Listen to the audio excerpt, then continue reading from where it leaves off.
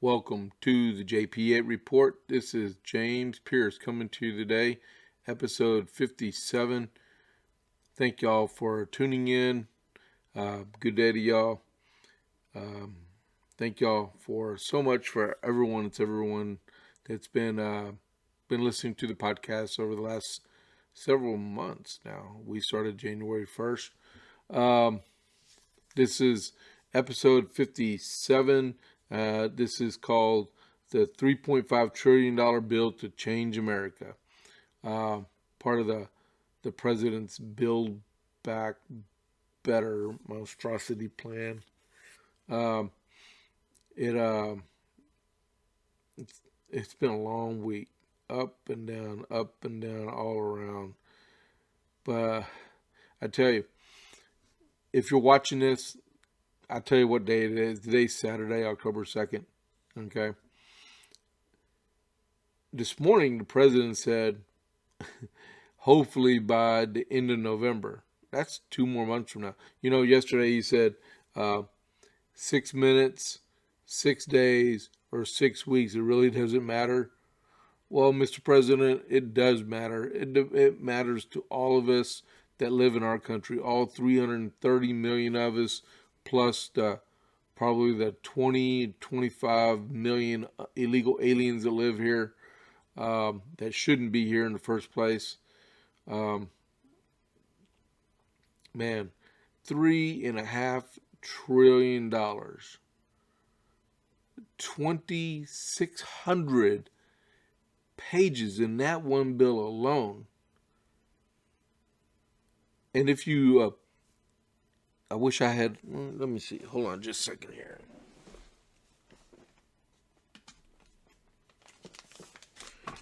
Imagine this is a ream of paper, okay? All right? Multi-use paper. I'm not endorsing them or anything. Let me turn around. I just needed to buy it, right? Because I buy stuff. If you look right here, there's 500 pages in a ream of paper. Right there, okay? All right? 500 pages, okay? So think about this. Take this ream of paper, times it by 5, and add a few hundred pages more. So you might as well say 6 packages of these thick equal $5.5 trillion over the course of 10 years. Full of tax increases, social spending, everything you can think of every day. They were going to try to vote on this bill without it being fully written. You know, I don't know who is stupider, the people writing the bill or the people voting for these people that write the bills. On all actuality, a bill shouldn't be that thick anyway. Matter of fact, the bill shouldn't be written by party leaders, whether it be Republican or Democrat. What needs to happen is, and I don't like him, but Joe Biden said we're going to return to the legislative course of action.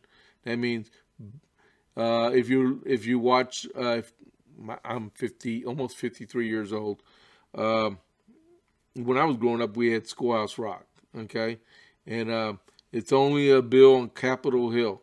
Go look it up, since we have Google now. Go look it up and read it and see what they're talking about, how a bill becomes a law. The president doesn't write a bill. The party leaders don't write a bill. The committees write the bill. And this reconciliation thing that they want to do for this $3.5 trillion, what they're doing is it is a reconciliation, but it's an amendment to the budget. And you can only amend certain things to the budget. It has to be a budgetary item. And sometimes people get really inventive on the way they try to put it. That's why you have a parliamentarian, and that their whole job of their office is to read the bills what they can read of it and say if it's constitutional or not, where it can go back in there. To me, this should be a non-starter in the first place. I don't care what you think. It should be in the committee chairs, in the committees, and they draw up the appropriations and bring it forward. Okay? Check out some of this stuff that I've been finding in the news, what they want to do to this monstrosity of a $3.5 trillion. Most of it's probably unconstitutional in the first place. Okay? But that's not for me to make that determination. So, one of them is they're going to give the IRS $85 billion. Okay? And, spread it out over 10 years, okay? That's how it is. Like nothing ever really. And the reason why they're saying 3.5 to 5.5 trillion, because they're betting on different things. They say, well, this sunsets, this bill sunsets, this law sunsets. But in Washington, have you ever met a social program that came to an end, or did it get extended again? It's the hardest thing in the world for someone to recommend the end of benefit to a group of people in the United States because they're afraid they're going to lose votes. But $80 billion to hire 125,000 new IRS agents. Okay? They're going to monitor anything that's $600 in or out of your bank account. That's what they want to do. $600. And before you think, well, I'll just do what they call structuring, and they'll never see it. I just make deposits of $500. Well, if you do $700 on Cash App or Venmo over the course of a year, they're going to count that as a $600 transaction. So there's no way escaping the tentacles of the IRS, because they got their little tentacles in everything that we do. And so what they're trying to do is squeeze us for more tax dollars to fund their stuff. And the way things are going, there's only going to be, they'll only be able to raise about $2 trillion out of this $3.5 trillion. But still, it's all going to be debt spending. Debt. When do we stop spending debt of money we don't have and start paying it back before we go bankrupt? Or is the whole course of the matter spend it until we get hyperinflation and we default on our debts, reorganize our country into an Australian type society, and form a new government? Is that their plan? To make us a socialist country, regardless of what we want? I'd hate to fathom what happens if something like that transpired. Okay, they want to raise the corporate tax rate from 21% to 28%. That would cost immense. All these small businesses, medium-sized businesses, large businesses, the tax rates would go up from 21 to 28%. Where do you think they're going to get that money from? Oh, I know. All of us business owners are going to end up raising our prices. Got to get the money somewhere, because you got employees that got to make a living. You got CEOs, corporate staff. They all have to make a living. So that money's got to come from somewhere, right? So bet on inflation to keep going up, because the cost of goods and services are going to go up. And not just the cost of goods, but the cost of services. Okay? They're going to eliminate the way Big Pharma can charge for the price of drugs, and cap them on only spending 60% of their money on research and development. That's really nice because where do all these major vaccines come from? Big Pharma. We invest a lot of our money on research and development for new drugs to go out to the world to save lives and improve our standard of living. They want free college, community college. They want it for U.S. citizens. They want universal pre-K.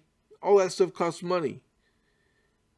They want illegal aliens to be able to go to college for free.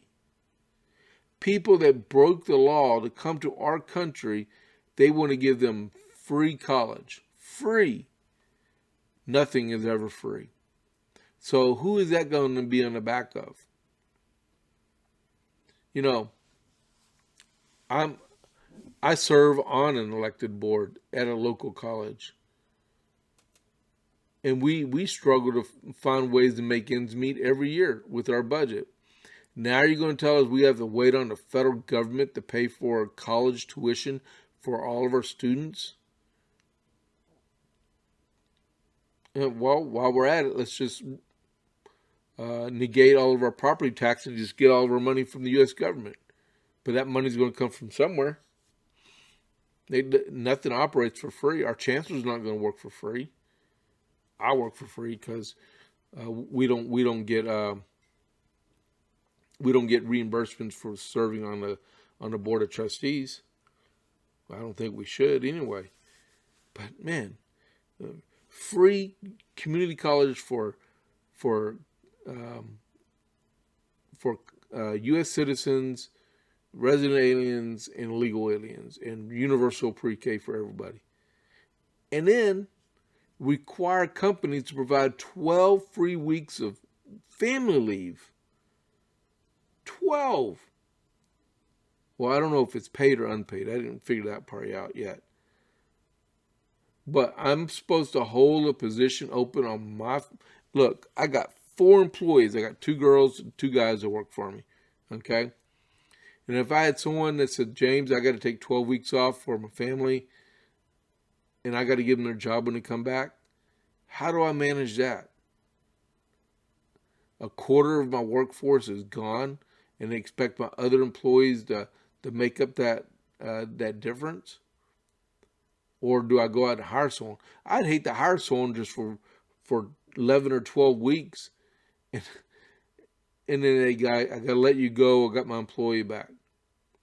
That wouldn't be fair. That wouldn't be humane. You hire someone, you want them to become part of your team. Why is the government telling us we got to provide free 12 weeks of family leave?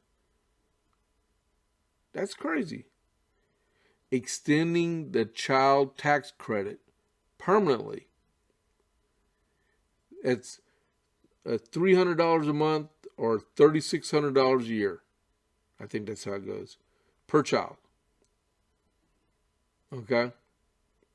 It's supposed to end in 2025. But like I said a few minutes ago, have you ever seen a social subsidy end? That thing's going to go on forever. Okay? Your tax dollars going out the window, and it's probably going to go to illegal aliens at the same time. They want to include dental, vision, and hearing in the Medicare.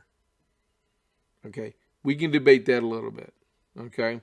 But why would you do that and reduce the age of Medicare from 65 down to 60 years? You just open up to a whole new group of people and expand the benefits at the same time. And all that money is coming from something. You know, I believe the Medicare and Medicaid budget is larger than the Department of Defense budget. Check it out if you want. Check it out. Man, and then Medicare at this point in time, without reducing the from 65 to 60,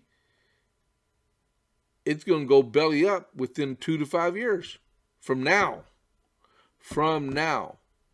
That means we have to appropriate money from somewhere to pay the bills on Medicare and Medicaid and Social Security.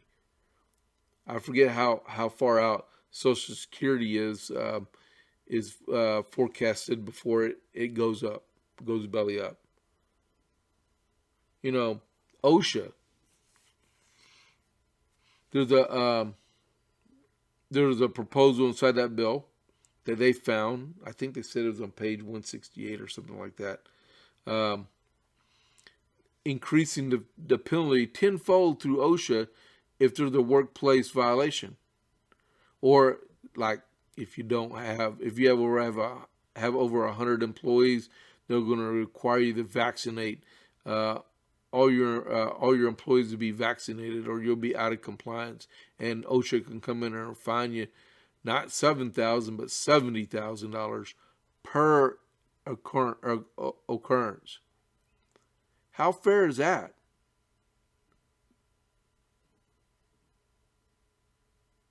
I thought we live in a representative republic, not a pure democracy. But we have our Bill of Rights and all of our amendments that protect us from willful. Should be like Amendment number 14, Amendment number 10, Amendment number 4. You know, I don't know what the government thinks they're doing, but they're trying it. They're trying it. And you have to stand up for your rights. There are people that are actually standing up for them, but more need to. Okay? What's another one? The Green New Deal, a huge portion of this $3.5 billion bill. They want to retrofit buildings and to make them more power hungry, I guess. So you don't use fossil fuels and stuff, and they're better insulated. And some of these, like my house, I pay my average electric bill is like $300 a month, and it could easily be a lot higher. But man, they made this house pretty good, and it was made in 2004.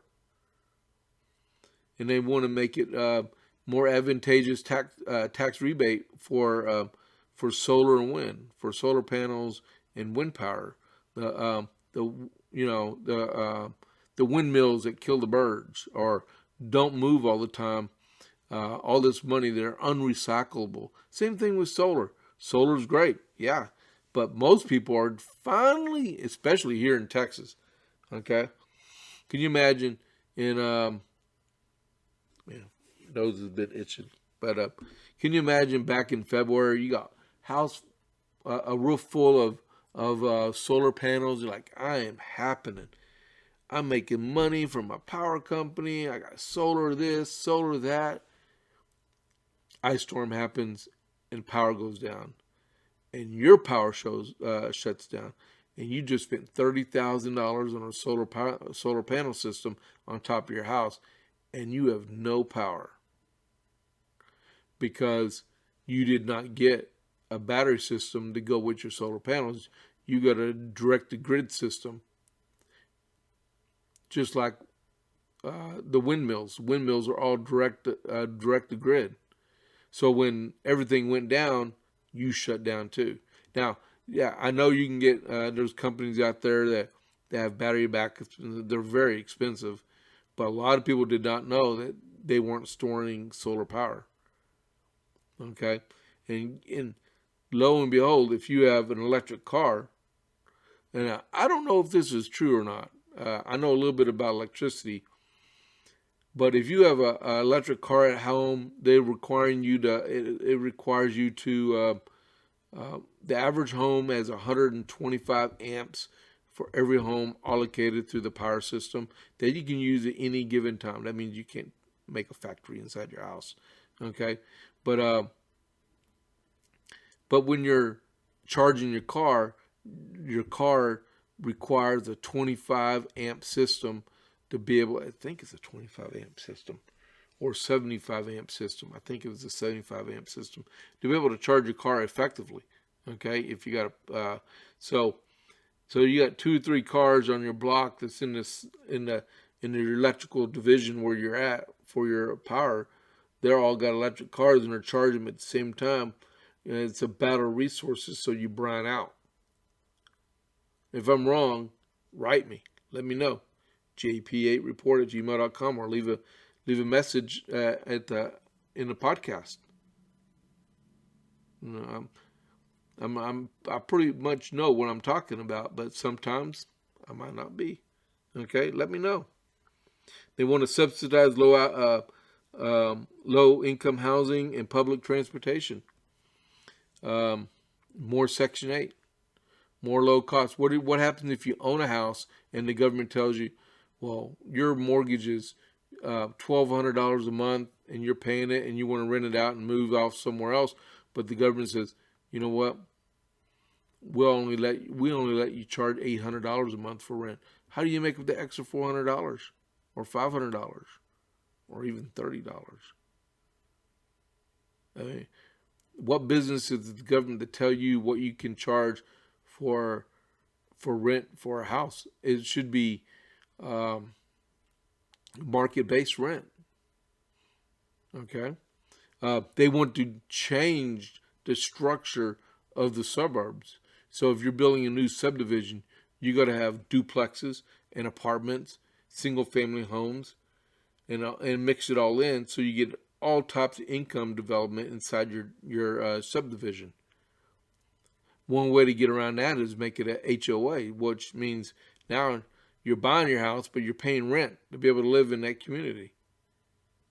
What good is that? Government, stay away from us. Stay away from us. Now, I heard on Mark Levin, they want to do a civilian climate corps. So take all these Gen Zs and millennials that are, they drunk all the Kool-Aid about the environment, and now they're going to go and enforce those regulations across the United States to all these businesses and homes. So you're out of compliance. Here's your citation. So why are we letting them do this? I mean, yeah, we had an election in November. We're stuck with Democrats for 4 years, whether you like it or not. Whether there was a fraudulent action in those elections or not. You can't decertify an election and put somebody else in office. You can send people to jail, but we have a constitution and amendments to run our country on, and you have to do that. So whether you like it or not, the Democrats are in charge for 4 years.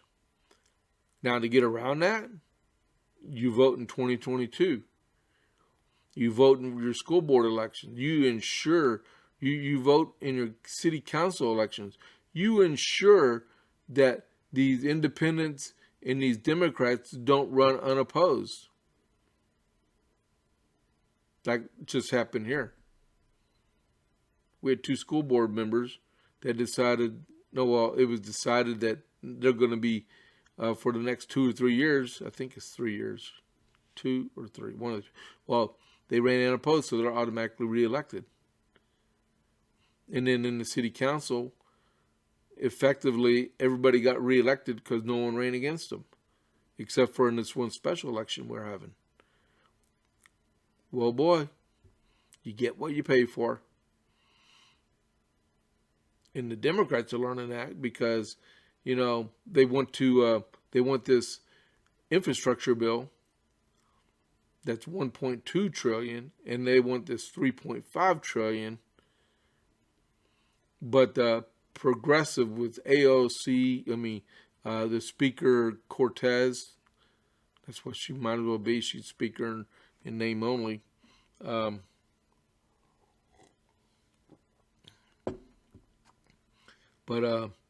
So they're insisting that the $3.5 trillion doesn't change, and it's voted on and adopted before the $1.2 trillion is voted for and adopted. And they're not bending. And the president, he went up to Congress yesterday to talk to Democrats, didn't bother talking to any Republicans, but he just went up there to talk to Democrats. And one Democrat that came out of the meeting, don't ask me who she is, but someone said the whole meeting was a nothing burger. So it was a complete waste of time. And then this morning, this Saturday, they decided that it ain't happening. Not till at least November. Hopefully it falls apart. Hopefully someone has the right mind to keep reading the bill and picking out everything that's in there that they try to hide. The longer it stews, the more people find out what the ingredients are. And that's what we should be doing. I would bet like 90% of this whole entire bill is fluff and worthless spinning and regulations to stick it to the Americans that live here in the United States so they can get their little stuff going on, little side benefits to try to push the green agenda and the socialist agenda into our country, which we are not a socialist country. So you need to get out there and vote. You need to get, y'all people that live in Virginia, y'all have an election coming up in just 2 months. I think it's 2 months from, no, it's a month from now. It's a month.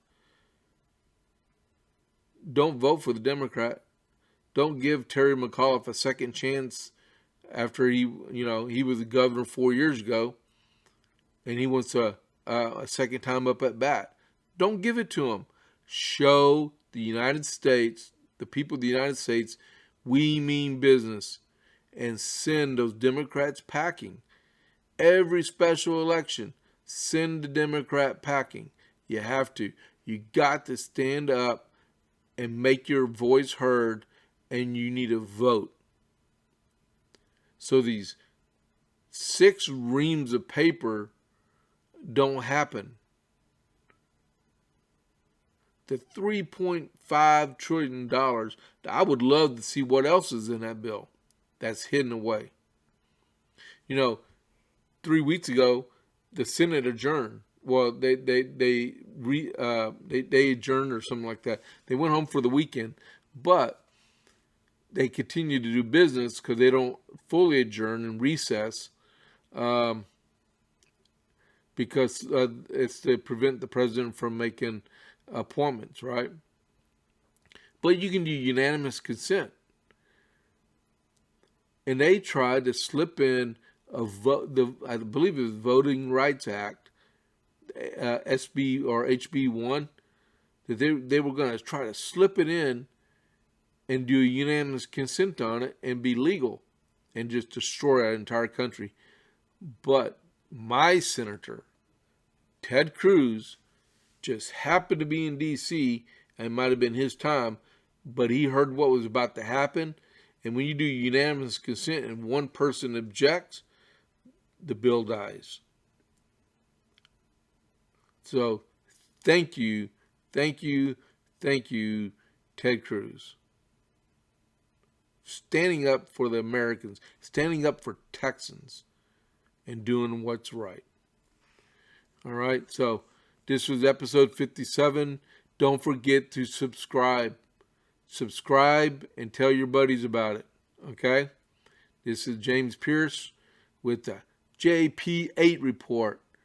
I'll catch you on the flip side. I'm out.